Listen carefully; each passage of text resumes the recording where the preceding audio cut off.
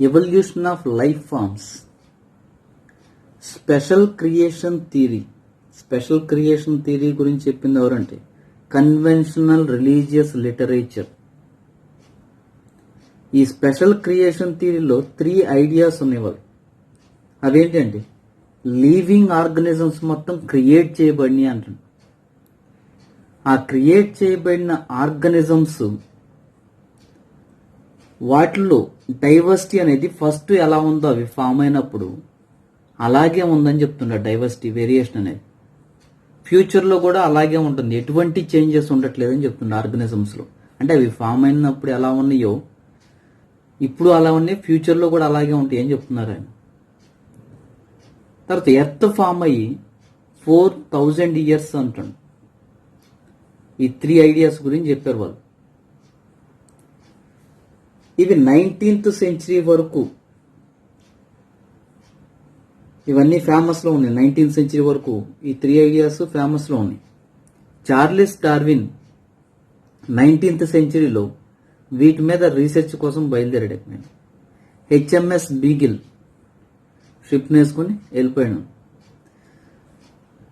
ఈయన ఏం చేశాడంటే ఈయన అబ్జర్వ్ చేసిన దాని ప్రకారం ఏం చేశాడంటే లివింగ్ ఆర్గనిజమ్స్ ఏవైతే ఉన్నాయో అవి ఏం చేస్తున్నాయంటే వాటి యొక్క క్యారెక్టర్స్ని అంటే వాటి యొక్క సిమిలారిటీస్ని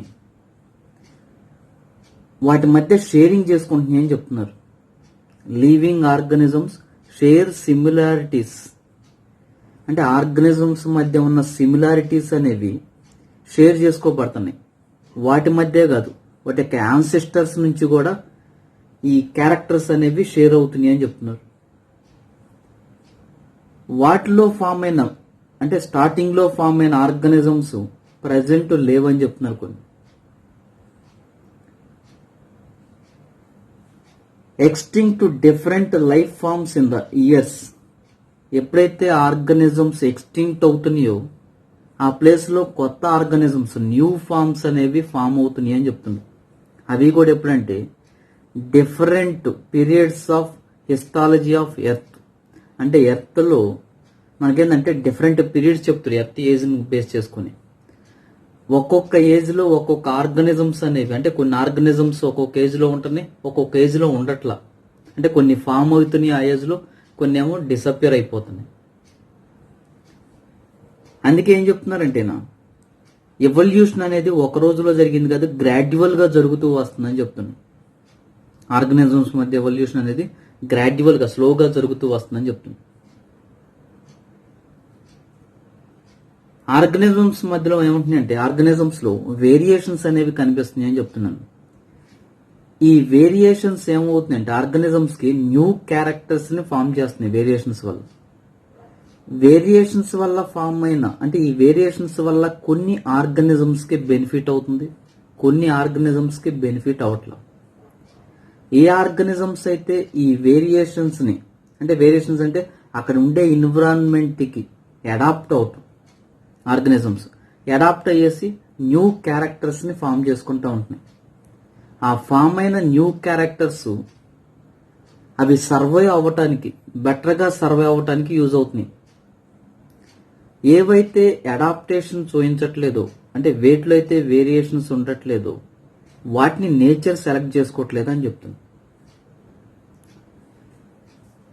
నెక్స్ట్ వేరియేషన్స్ తో పాటుగా ఫిట్నెస్ అనే వర్డ్ కూడా యూజ్ చేస్తున్నారు ఆయన. ఫిట్నెస్ అంటే వేటిలో ఫిట్నెస్ ఉండాలని చెప్తున్నారంటే రిప్రొడక్టివ్ ఫిట్నెస్ ఉండాలని చెప్తున్నారు. ఏ ఆర్గనిజమ్స్ అయితే రిప్రొడక్టివ్ ఫిట్నెస్ ఉంటుంది ఏ ఆర్గనిజమ్స్ లో అయితే ఆ ఆర్గనిజమ్స్ ఏం చేస్తుంది అంటే మోర్ ప్రోజెనీని ఓకేనా అంటే బెటర్ ప్రోజెనీని ప్రొడ్యూస్ చేస్తుంది అని చెప్తుంది. వేటికైతే రిప్రొడక్టివ్ ఫిట్నెస్ ఉంటుందో వేటిలో అయితే వేరియేషన్స్ ఉంటాయి అవి ఏం చేస్తాయి అంటే మిగిలిన ఆర్గనిజమ్స్ కన్నా ఎక్కువ ప్రోజెనీని ప్రొడ్యూస్ చేస్తాయి. ఓకేనా వేటిలో అయితే రిప్రొడక్టివ్ ఫిట్నెస్ ఉంటుందో వాటిని నేచర్ సెలెక్ట్ చేసుకుంటుందని చెప్తుంది. నేచర్ సెలెక్ట్ చేసుకుంటుందంటే వాటిలో అడాప్టేషన్స్ ఉన్నప్పుడు మాత్రమే నేచర్ సెలెక్ట్ చేసుకుంటుంది. అంటే నేచర్ చేంజ్ అవుతున్నప్పుడల్లా ఆర్గనిజమ్స్ లో చేంజెస్ వచ్చేసి ఆ నేచర్ కి ప్యారలల్ గా ఇవి కూడా అడాప్ట్ అవుతూ ఉండాలి. వాటిని మాత్రమే నేచర్ సెలెక్ట్ చేసుకుంటుంది. అవి మాత్రమే వాటికి యూజ్ అవుతున్నాయి, ఆ అడాప్టేషన్స్ మాత్రమే ఆర్గనిజమ్స్కి. అలా అడాప్ట్ అవ్వని ఆర్గనిజమ్స్ ఏమవుతుందంటే నేచర్ సెలెక్ట్ చేసుకోవట్లేదు అంటున్నాను, అంటే ఎలిమినేట్ అవుతుంది అది. ఆల్ఫ్రెడ్ వాలెస్ ఏందే డార్విన్ది ఒకే టైం నన్ను ఇద్దరు ఒకేసారి అబ్జర్వ్ చేసుకుంటూ వచ్చారు. ఈయన ఎక్కడంటే మలయా ఆర్చిపెలాగో, ఇవేంటంటే ఇండోనేషియా ఆస్ట్రేలియా మధ్య ఉంటున్నది మలయా ఆర్చిపెలాగో అని, అక్కడ రీసెర్చ్ చేస్తున్నారు ఆయన. ఈయన కూడా సిమిలర్ కన్క్లూజన్, డార్విన్ ఏవైతే చెప్పాడో ఈయన కూడా అవే చెప్తున్నాడు. ఈయన ఏం చెప్తున్నారంటే న్యూ టైప్ ఆఫ్ ఆర్గనిజమ్స్ అనేవి, అంటే ఎవల్యూషన్ అంటే టైం ఉన్న కొంది కంటే మనకి ఆ స్టార్టింగ్ నుంచి ఇప్పటి వరకు జరుగుతున్న టైం పీరియడ్లో న్యూ ఆర్గనిజమ్స్ అనేవి ఫామ్ అవుతూ వస్తున్నాయి అని చెప్తున్నాను. ఈ న్యూ ఆర్గనిజమ్స్ అంటే ఫామ్ అయిన ఆర్గనిజమ్స్ ఏం చేస్తున్నాయి అంటే వాటి యొక్క కామన్ యాన్సిస్టర్స్ నుంచి క్యారెక్టర్స్ అనేవి షేర్ చేసుకుంటున్నాయి అని చెప్తున్నాను కదా. అంటే సిమిలర్ క్యారెక్టర్స్ ని షేర్ చేసుకుంటూ వస్తున్నాయి యాన్సిస్టర్స్ నుంచి. Ancestors were present at different periods in the history of earth. అంటే ఈ యాన్సిస్టర్స్ ఏవైతే ఉన్నాయో అవి ఎర్త్ యొక్క డిఫరెంట్ హిస్టలాజికల్ పీరియడ్స్లో అవి ఫామ్ అయినాయి అని చెప్తున్నాను. అంటే ఎర్త్లో మనకి ఏంటంటే ఎపోచెస్, పీరియడ్స్, ఎరాస్ అనేవి ఉంటున్నాయి నా ఎర్త్ హిస్టరీలో. ఎర్త్ ఫామ్ అయిన దగ్గర నుంచి ఇప్పటి వరకు ఉన్న పీరియడ్స్లో ఏంటంటే మనకి డివైడ్ చేశారు, వాటి యొక్క హిస్టరీని బేస్ చేసుకుని, వాటి యొక్క ఏజ్ని బేస్ చేసుకుని ఎపోచెస్, పీరియడ్స్, ఎరాస్గా డివైడ్ చేశారు. The geological history of earth closely correlated with the biological history of earth. Important point. ఇక్కడ ఏం చెప్తున్నారంటే geological history of earth, earth యొక్క లైఫ్ హిస్టరీ అనేది closely related with the biological history of earth. ఓకేనా? ఇక్కడ ఏం చెప్తున్నారంటే అంటే ఎర్త్ మీద ఆర్గనిజమ్స్ ఫామ్ అయినది plus geological history of earth, ఈ రెండింటికి రిలేషన్ ఉందని చెప్తుండ్రు, కోరిలేటెడ్ అని చెప్తుండ్రు. Evidence for evolution. ఎవల్యూషన్కి ఎవిడెన్స్ ఏంటి? ఫస్ట్ ఏంటంటే paleontological evidence. Study of fossil ఏమంటుంటే పేలియంటాలజీ అంటున్నాం. Father of paleontology Leonard da Vinci. Founder of modern paleontology Georges Cuvier. Indian paleontologist Birbal Sahni. Paleobotany అంటే study of plant fossils, paleozoology అంటే study of animal fossils. అసలు fossil అంటే ఏంటి? The impression of past organism found in rocks. అంటే organisms యొక్క అంటే past లో ఉన్న ఆర్గానిజమ్స్ యొక్క ఇంప్రెషన్స్ రాక్స్ మధ్యలో ఉంటానే ఉంటారంటే ఫాజిల్స్ అంటారు. చెప్పింది ఎవరంటే definition Charles Lyell. Remnants of hard parts of life form found in the rocks. మనకేందంటే ఫాజిల్స్ అంటే ఏం చెప్తుంటే remnants of hard parts of life forms found in the racks.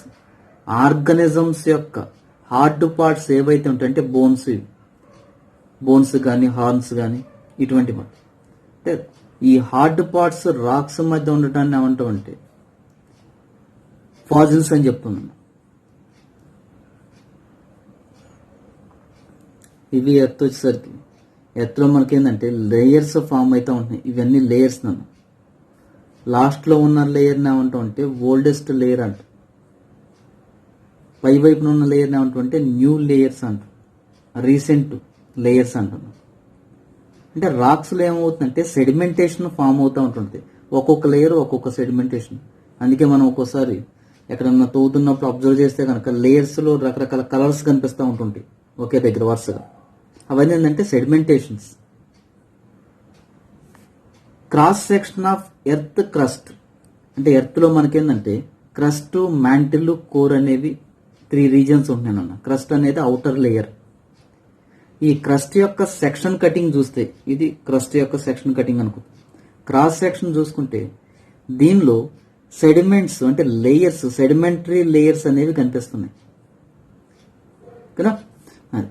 ఈ సెడిమెంటరీ లేయర్స్ మధ్యలో మనకి ఏముంటాయి అంటే remnants of hard parts of organisms యొక్క హార్డ్ పార్ట్స్ అనేవి ఈ సెడిమెంటరీ రాక్స్ మధ్యలో ఉంటున్నాయి.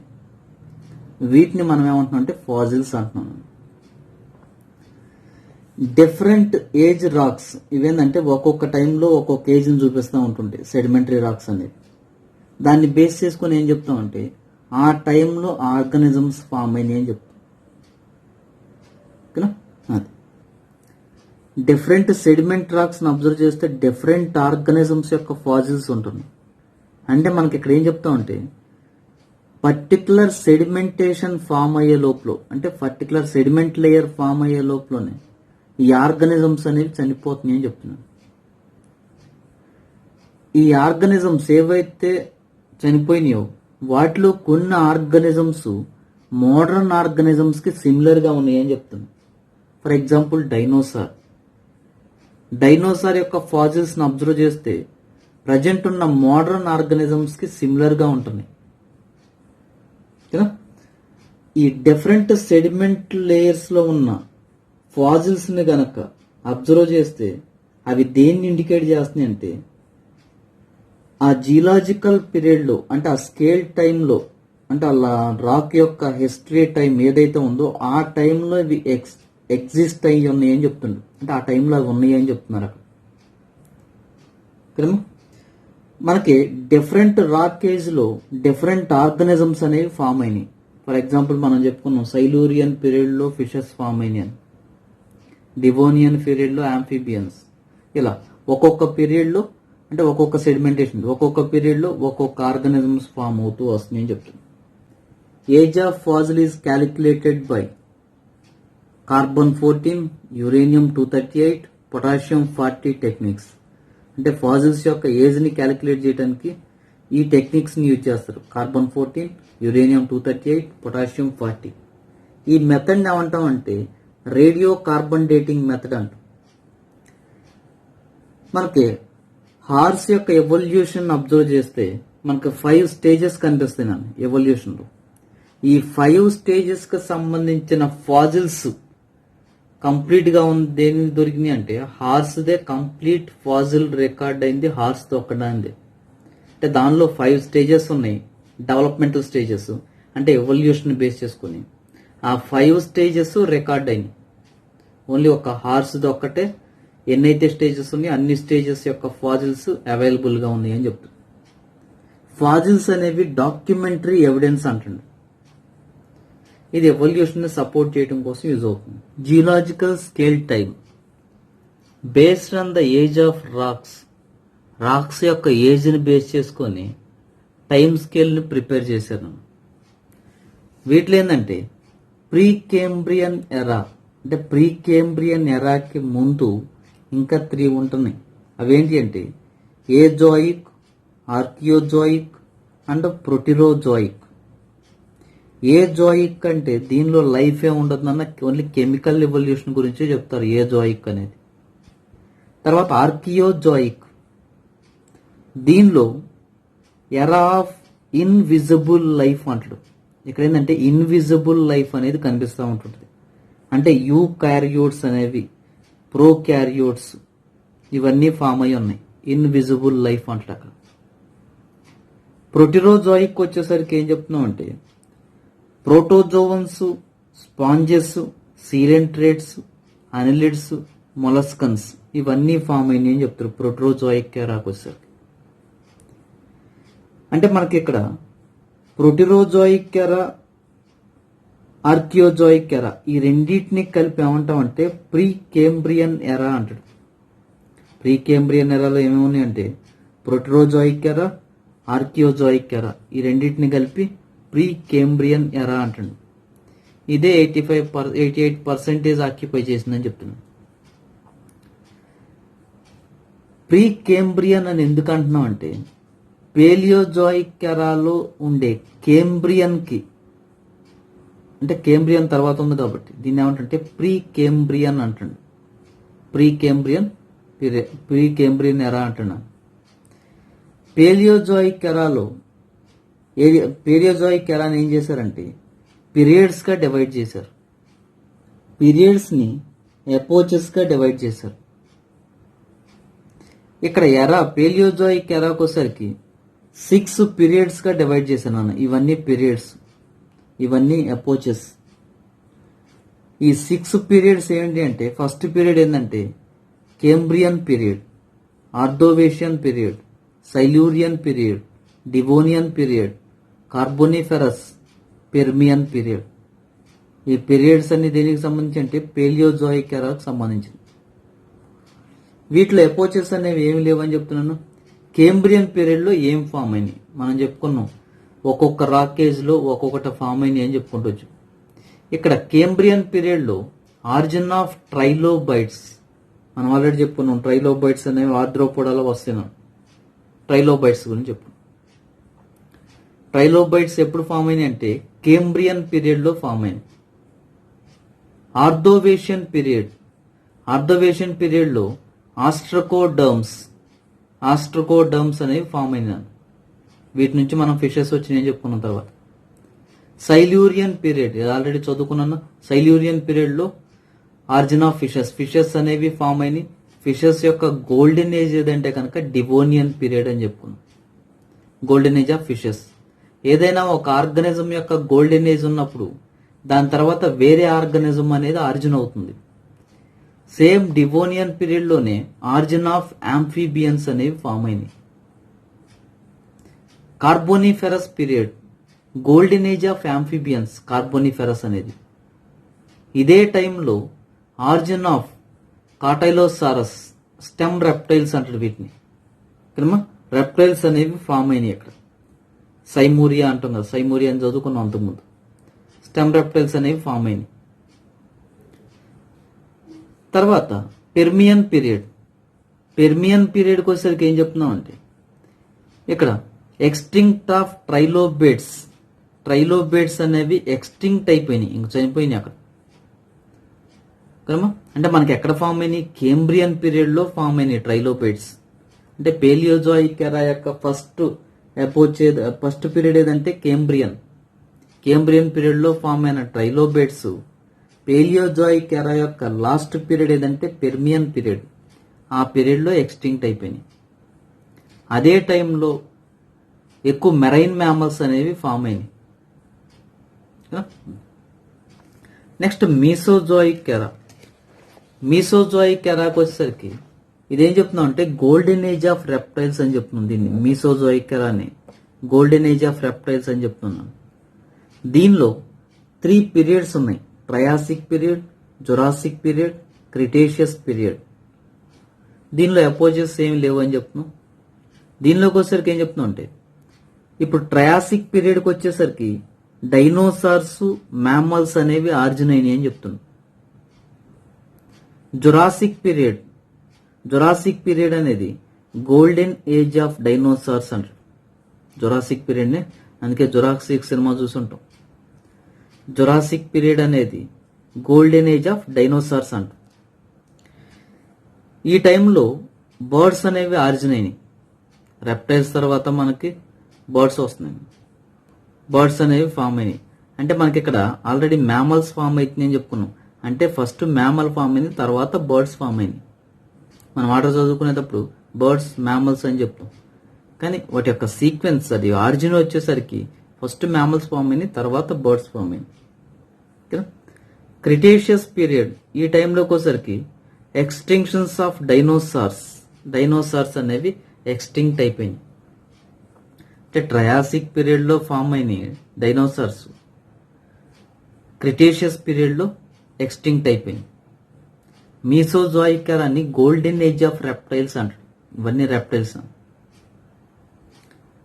నెక్స్ట్ సీనోజోయిక్ ఎరా, దీన్ని ఏజ్ ఆఫ్ మ్యామల్స్ అంటారు.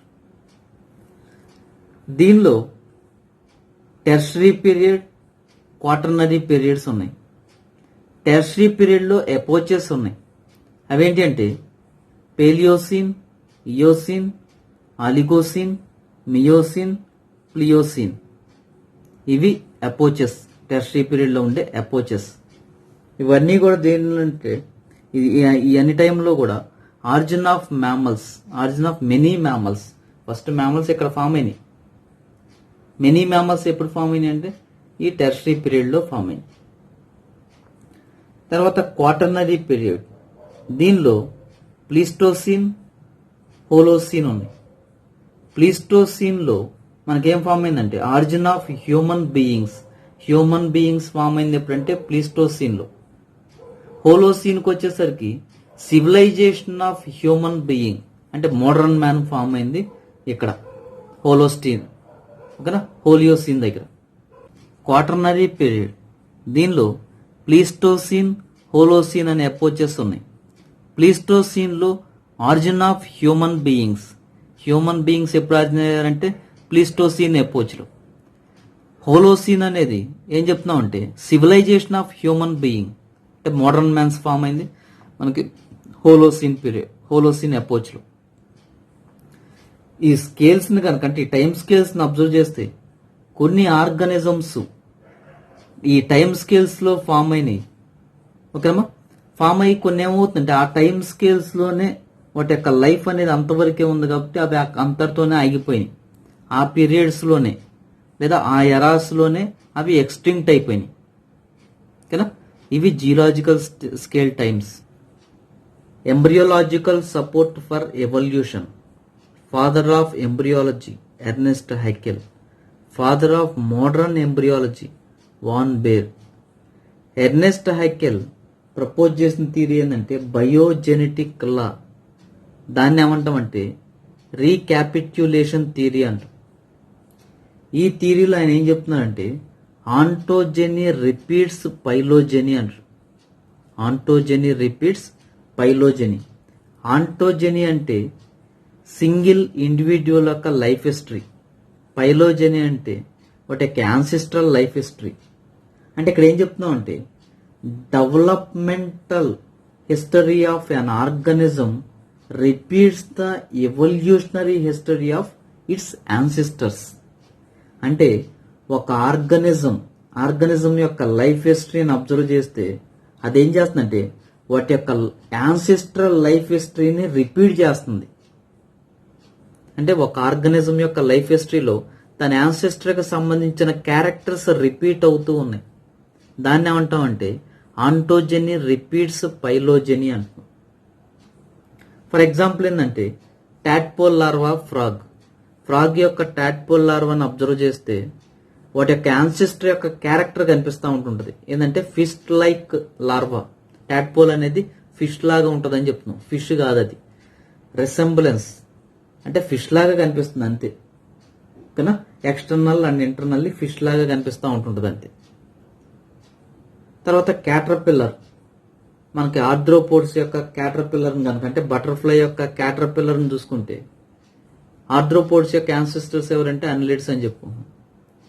అంటే ఆ క్యాటర్పిల్లర్ యొక్క అదే అంటే బటర్ఫ్లై యొక్క క్యాటర్పిల్లర్ని అబ్జర్వ్ చేస్తే అన్లిడ్ అలాగా ఉంటుంది. అన్లిడ్స్ యొక్క క్యారెక్టర్స్ కనిపిస్తూ ఉంటుంటాయి. అంటే ఒక దాని యొక్క లైఫ్ హిస్టరీని అబ్జర్వ్ చేస్తుంటే వాటి యొక్క యాన్సిస్ట్రల్ యొక్క క్యారెక్టర్స్ అనేవి రిపీట్ అవుతూ ఉంటుంటాయి. దీన్నే మనం ఏమంటున్నాం అంటే ఆంటోజెనీ రిపీట్స్ పైలోజెనీ అంటున్నాం.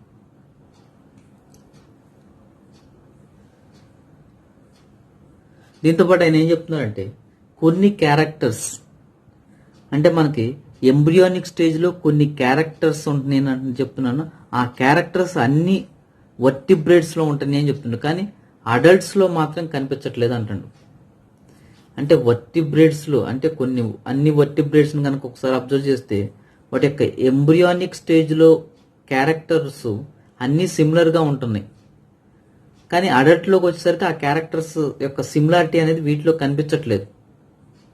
కానీ కొన్ని క్యారెక్టర్స్ అనేవి చెప్తున్నారు వాటి గురించి. ఫర్ ఎగ్జాంపుల్ ఏం చెప్తున్నారంటే రో ఆఫ్ వెస్టిజియల్ గిల్ స్లిట్స్ అనేవి జస్ట్ బిహైండ్ ద హెడ్ అని చెప్తున్నాడు. అంటే ఈ వెస్టిజియల్ గిల్స్ అనేవి హెడ్కి బ్యాక్ రీజియన్లో ఉంటుంది. నేను చెప్తున్నాను బిహైండ్ ద హెడ్ అని చెప్తున్నాను. ఇవేంటంటే ఫంక్షనల్ ఇన్ ఫిషెస్ అని చెప్తున్నాను. యాక్చువల్గా గిల్ స్లిట్స్ అనేవి అన్ని వర్టిబ్రేట్స్ యొక్క లార్వల్ స్టేజ్లో కనిపిస్తాయి, ఎంబ్రియానిక్ స్టేజ్లో. కానీ ఇవి ఫంక్షనల్గా ఉండేది మాత్రం ఓన్లీ ఫిషెస్లోనే అని చెప్తుండ్రు. Functional gills are present only in ఫిషెస్లో మాత్రమే ఫంక్షనల్గా ఉంటుంది అని చెప్తుంది. హెకెల్ చెప్పిన దాన్ని వాన్ బేర్ అంగీకరించలేదు. ఆయన ఏంటంటే డిస్అప్రూవ్ చేశాడు, దీన్ని కరెక్ట్ కాదన్నాడు ఆయన. ఆయన ఏం చెప్తున్నారంటే embryos never pass through the adult stages of other animals అంటాడు. ఫర్ ఎగ్జాంపుల్ మనకేంటంటే ఫ్రాగ్ యొక్క లార్వల్ స్టేజ్కి వచ్చేసరికి ఎలా ఉంటుందని చెప్తారంటే ఫిష్ లాగా ఉంటుందని చెప్తున్నాను. అది ఫిష్ కాదు, ఫిష్ లాగా కనిపిస్తుంది అంతే, ఓకేనా. వాటి యొక్క అపీరెన్స్ ఎలా ఉంటుందంటే ఫిష్ లాగా ఉంటుంది. తర్వాత అది మెటామార్ఫోసిస్ జరిగిన తర్వాత ఆ ఫిష్ క్యారెక్టర్స్ ఏవైతే ఉన్నాయో అవన్నీ డిసపియర్ అయిపోతాయి, ఓకేనా. అది ఫర్ ఎగ్జాంపుల్ మనకేంటంటే రెప్టైల్స్ యొక్క లార్వాని అబ్జర్వ్ చేస్తే రెప్టైల్స్ వేటి నుంచి వచ్చినాయి అని చెప్తుంటే ఆంఫిబియన్స్ నుంచి వచ్చినాయి అని చెప్తాం. వాటి యాన్సెస్టర్స్ ఎవరంటే ఆంఫిబియన్స్ అని చెప్తాం.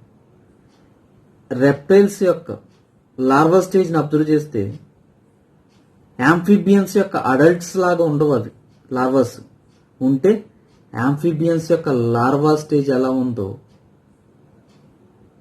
రెప్టైల్స్ యొక్క లార్వా స్టేజ్ కూడా అలాగే ఉంటుంది. అంతేగాని రెప్టైల్స్ యొక్క లార్వా అనేది యాంఫిబియన్ యొక్క అడల్ట్ లాగా ఉండదు. అదే ఆయన చెప్పేది వాన్ బేర్, ఓకేనా.